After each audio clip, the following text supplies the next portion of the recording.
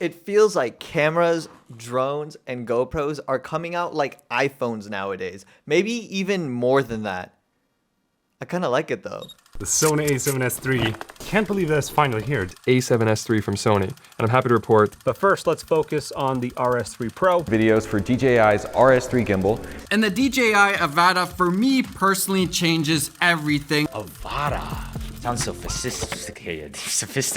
I like it, but I think it's important to know the truth about it. When you see all of your favorite creators across different platforms drop the same video about the same new piece of camera gear, it's not a coincidence. It's actually a mass marketing strategy used by these companies to bring the most attention to their new products at their day of launch. It's also an extremely easy and effective way for these companies to spread the information about their product in a relatable way, because us as viewers, when we see our favorite creators back their products, we're going to be more compelled to buy them. Now you may be wondering, how do I know this? Well, one is just Google research, and two is that because I used to work at a marketing firm where I used to take part in launching these marketing strategies. Also, full transparency, I want this channel to become big enough, to become impactful enough for these huge companies like Sony, DJI, Aperture to consider me one of their content creators for their new products, because that would be fucking sick.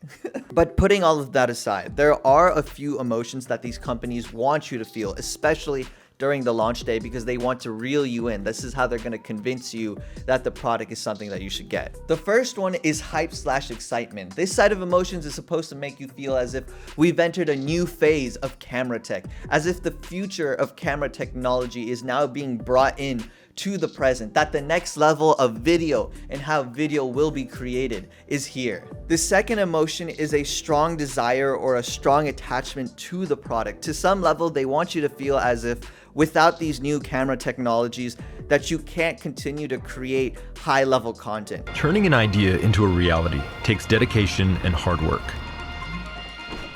But it also requires equipment that was expertly crafted for the journey.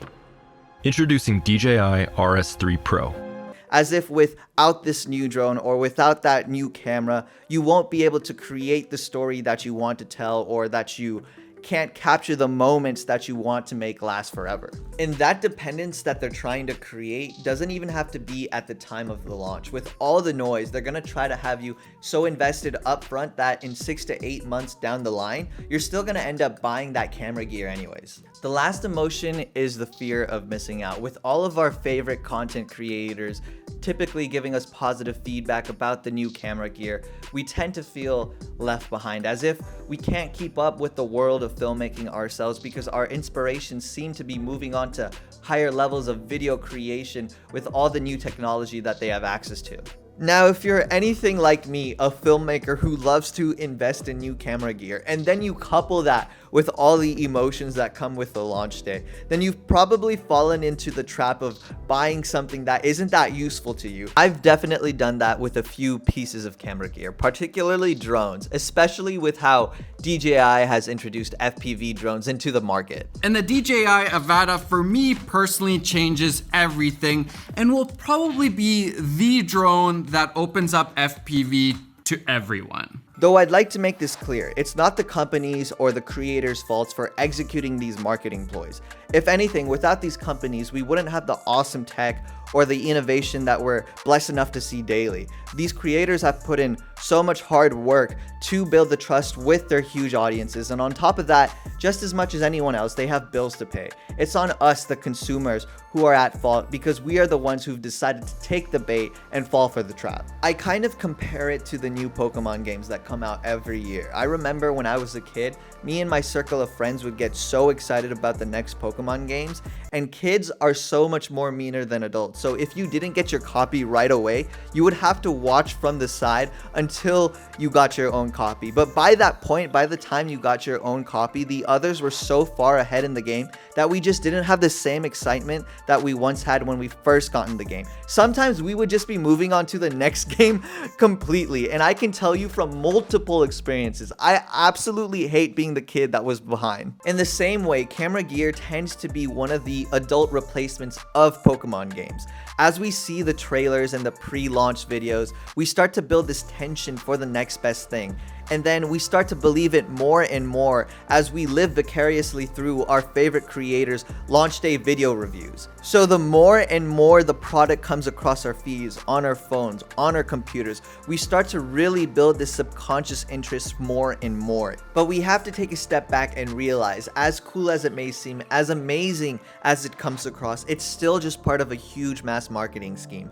And there's nothing wrong with that. That's just business. But it's on us to make the best investments that we can for ourselves as filmmakers, as content creators. The truth is, 9 out of 10 times, you don't need the newest tech to accomplish whatever it is that you're trying to do with your camera, with your drone, with your GoPro. We shouldn't be falling for these emotions that we feel with the hype launch video. We should instead be thinking, how much utility will I be getting out of this new tech? How much of an impact will this new tech have on my video creation processes? A great example of this is my ever-growing desire for drones. I fucking love drones. I love flying them. I love the footage that they capture, and especially with how DJI has introduced FPV drones into the consumer market, meaning that everyone now has access to them, the drone experience has just jumped to new levels. Now, I've had this DJI FPV drone since around November 2021, and I've flown it maybe about 10 times. So within the span of about 9 months, I've maybe flown it for about 3 to 6 hours,